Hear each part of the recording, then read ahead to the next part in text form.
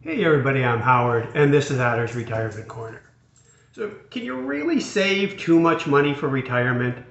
I know, on the face of it, it seems like a stupid question. Here's Otter, or Juno. Say, hi Juno, hi Juno, okay.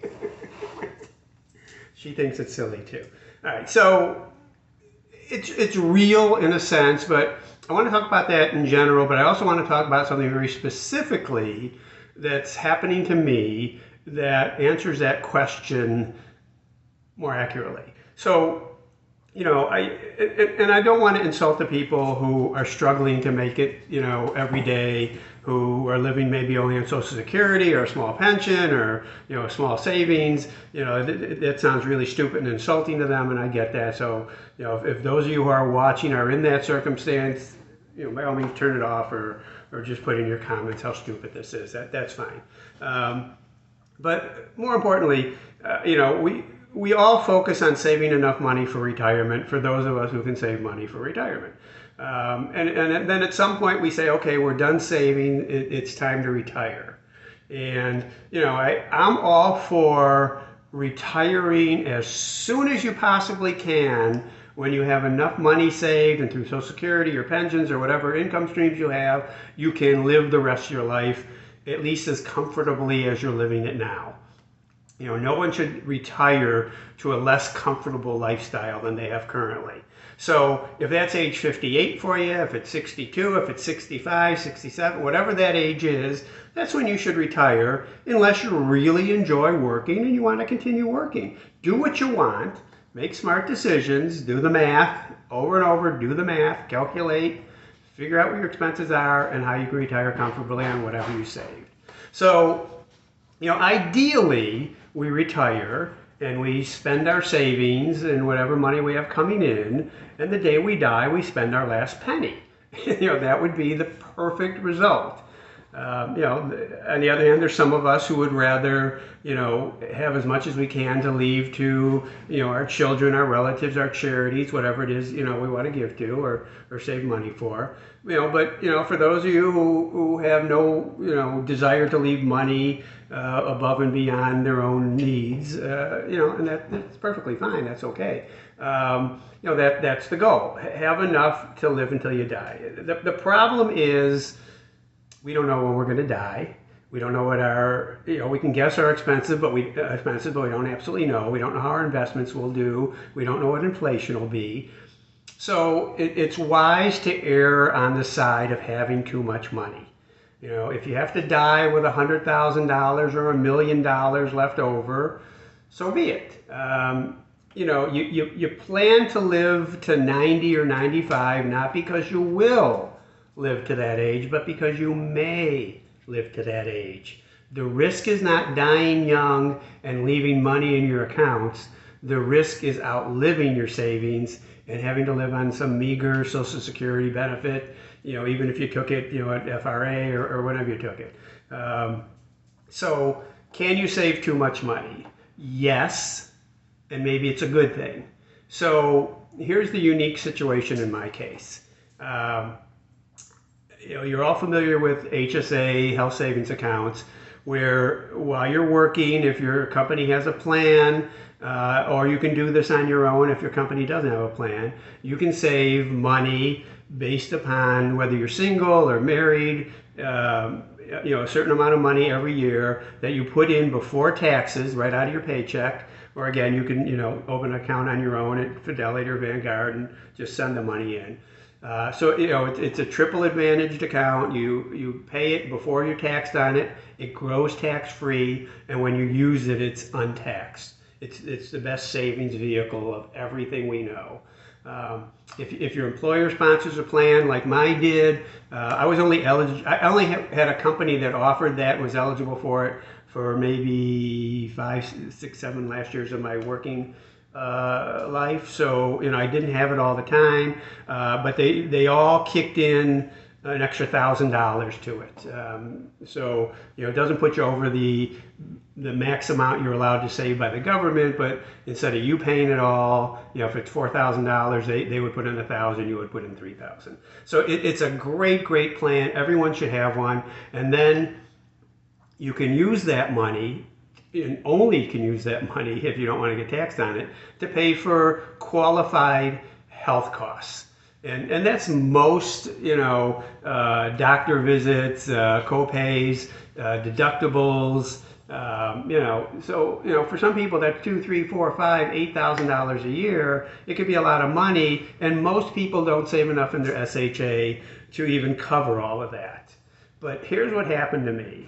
My focus on this was, this is a great account. I'm going to shove as much money in there as I can. I did the maximum for a married couple for those 5-7 years, whatever it was. I invested it very aggressively, mostly small cap stocks, and it's done very well. And here's the real number. As of right now, I have $82,000 in that account. That's, it's not a fortune. It's way more than most people have. I'll admit that.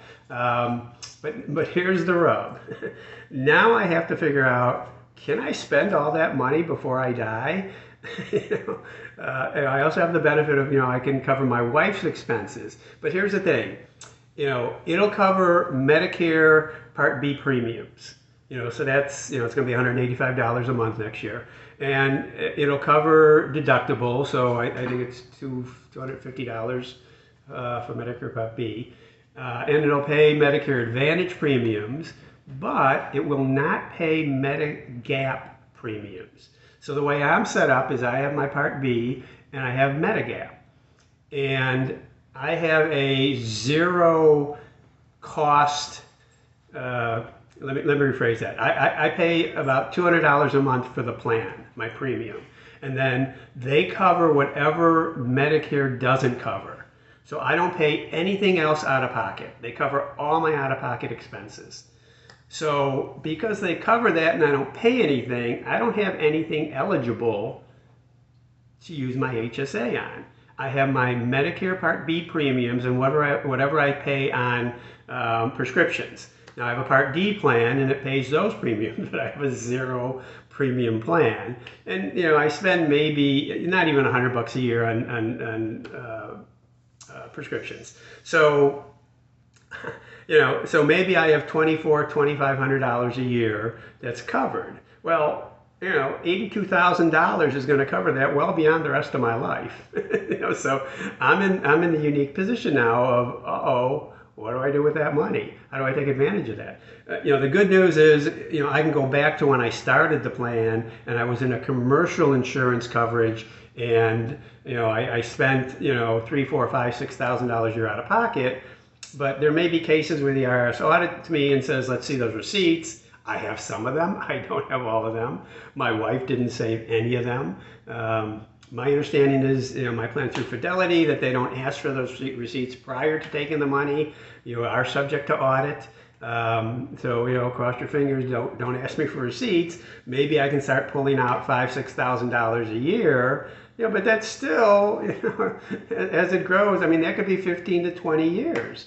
I could be dead before I pull out that money and leave it to my wife. And if my wife lives long enough and spends enough on her Medicare and her medical bills, maybe we'll use it all, but we could get stuck with it. And then we'll have to figure out who to give it to. But in a sense, I did save too much. I understand it's a stupid problem. It's a ridiculous thing to call a problem, but that can happen. So in the larger picture of, I have my IRA, I have my brokerage account, I have my HSA, is all that money, I have a deferred savings plan from a prior a deferred salary plan from a prior employer. All that money is one big bucket. Is that enough to last me the rest of my life? Certainly it should be. So it's a good problem to have. It's, I'm not complaining. I'm just pointing out that these are some of the things you kind of have to be careful about and think about and plan for. So yes, you can save too much money, in particular in an HSA. Had I gotten I wasn't originally on a Medigap plan where I had like a $70, $80 a month premium, but it was a high deductible. I could have covered those deductibles, $4,000, $5,000, $6,000, whatever it is, with the HSA. But as it turned out, by switching to the plan I'm on, I saved a ton of money because I used a lot of medical services this year. I would have come out way behind with that high deductible, low premium plan. I actually came out better, spending $200 a month on the premium. So tell me what you think about this. If you think it's stupid, that's fine. I understand. My little problem that, for most people, they'd love to have. I understand that. Let me know what you're doing. Let me know if in general you think it is possible to save too much, whether you're on that road or what you're going to do about it, or when you're going to retire based upon how much you save, and whether your goal is what I think it should be, is to retire as soon as you possibly can based upon having enough money to live the rest of your life. So subscribe, thanks for watching. Thanks for your comments. Keep commenting. We have some very interesting conversations, not only between me and some of you, but between, some of you and some other viewers. Keep it up. Thanks, and I'll talk to you later. Bye.